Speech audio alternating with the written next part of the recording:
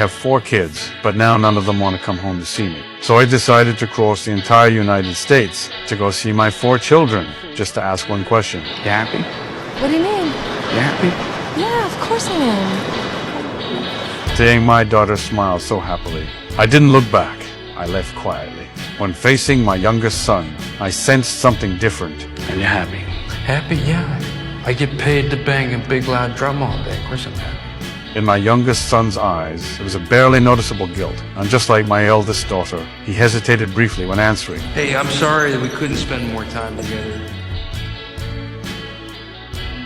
That's when I knew the kids were all lying, to find out why my children weren't happy. I invited everyone home for Thanksgiving reunion. I started preparing several days early. The usually frugal me was especially generous today. I got a special here on the rum. Now, forget the specials. I got the children visiting me this weekend from all over the country. Got them all around the same table, all 4 of them. Fine wine, expensive grilling equipment. I bought it all. But on Thanksgiving Eve, a sudden phone call crushed all my enthusiasm. It was my youngest son calling. He guiltily told me his work wasn't going well. He couldn't make it. I jokingly teased my son, said he'd miss out on the good wine. But when I checked my voicemail, I was completely disappointed. My 2 daughters, one because her child was sick, one because of a business trip. They even passed along word that my eldest son wasn't coming. My long-prepared reunion dinner left only me alone, since my wife passed away after the 4 kids attended the funeral. They never came home again.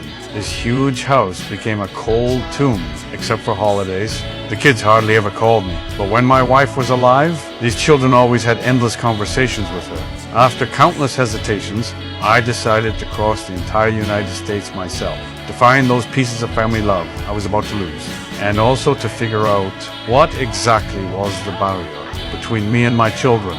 Because of my work, I developed chronic pulmonary fibrosis. I can't fly, can't do intense exercise, or have big emotional swings. I need medication daily to stay alive. So this was an extremely dangerous journey on the train. I bragged about my successful children to everyone. My wrinkles were full of a father's pride before retirement. I was a worker coating electrical wires, 30 years. I coated at least 300,000 meters of wire, working early and late every day. But I never felt tired or bitter, because raising my children to success was the proudest thing in my life. My eldest son became a famous painter. My youngest son is now a conductor. My youngest daughter is a renowned dancer.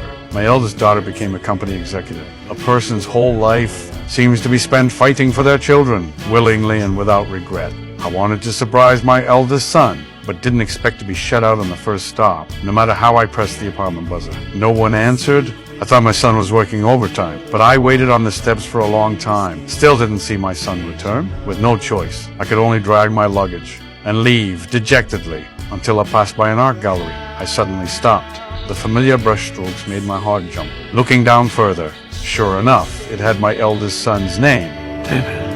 In a daze, I seemed to remember a conversation with my son from years ago. What are you going to do when you grow up, huh? I want to be a painter and do my pictures. Not a painter. Christ, painters paint walls and dogs pee on walls. You're going to be an artist. Artists paint pictures that change people's lives. And what are you going to be? An artist. That's right, an artist. So you're going to work hard? Yes, Dad.